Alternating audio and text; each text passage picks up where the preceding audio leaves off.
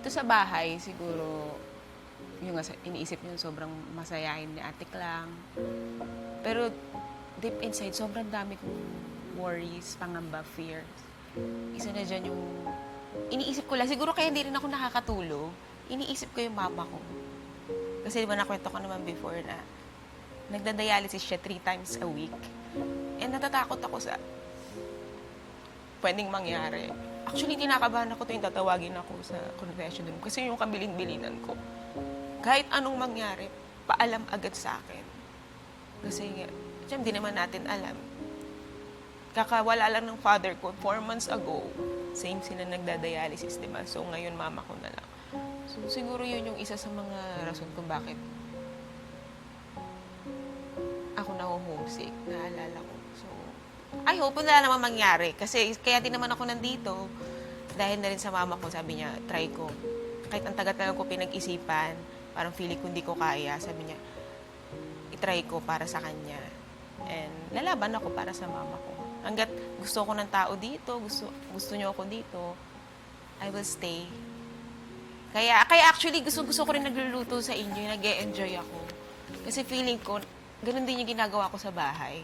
So, feeling ko nasa bahay ako. Feeling, yun yung, kasi yun yung naman ako sa papa ko. Kahit yung, alam niyo yung pares, nung nakaraan. Kaya ako umiyak one time kasi naalala ko yung papa ko, yung recipe ng papa ko yun eh. And nawala siya 4 months ago.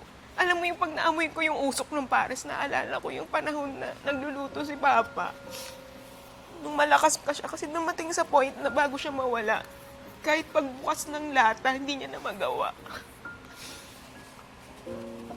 Yung unti-unti yung vision niya, hindi nawala na. So, para akong napatrowback nun. Kaya, masaya ako kasi nagustuhan nila yung pares.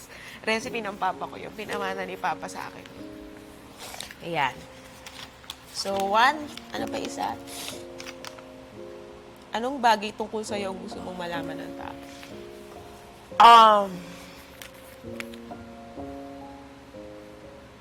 Tagal kong pinag-isipan kung sasali ako ng PBB kasi hindi ko alam kung kaya kong expose yung buhay ko. So, actually, noong una nag-no ako, kaya ko ba? Kaya ko bang i-open yung buhay ko sa tao, sa public? Eh, obviously, andito ako, so, kaya ko. Tingin ko, eto na yung time para sabihin sa inyo lahat and to tell the world that I'm not straight. I am bi. Yung kinakwento ko sa inyo na may 4 years akong Yes, I have a partner for 4 years. Her name is Trina.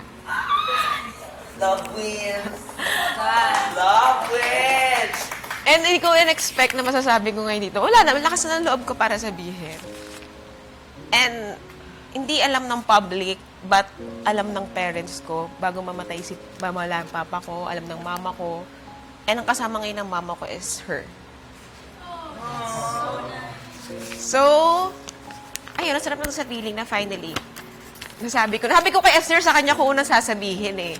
And sinabi rin naman sa akin na sabihin ko lahat sa inyo once comfortable na ako sa inyo. And I guess, komportable na akong sabihin sa inyo lahat with Michelle Di pa. I knew it, Mom. Diba?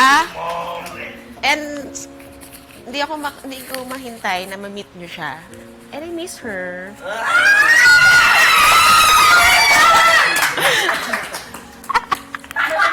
Mom, nagiging blonde. Yes! Hindi ko in-expect na masasabi ko. Ang sobrang swerte ko lang talaga kasi tanggap ako ng parents ko.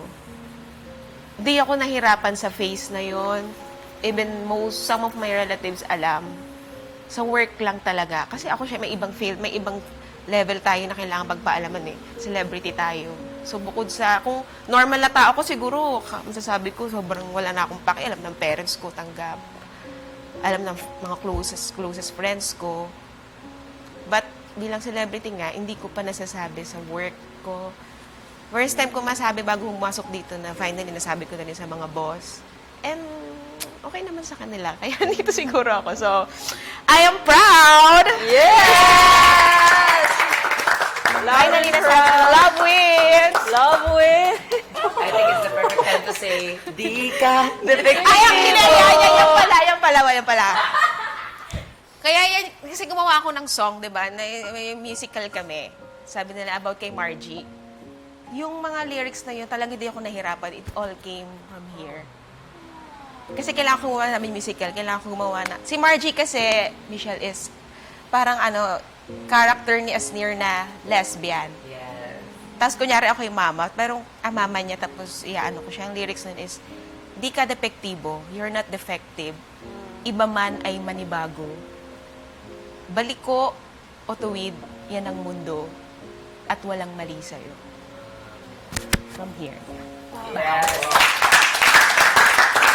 Walang mali sa atin mo. Yes!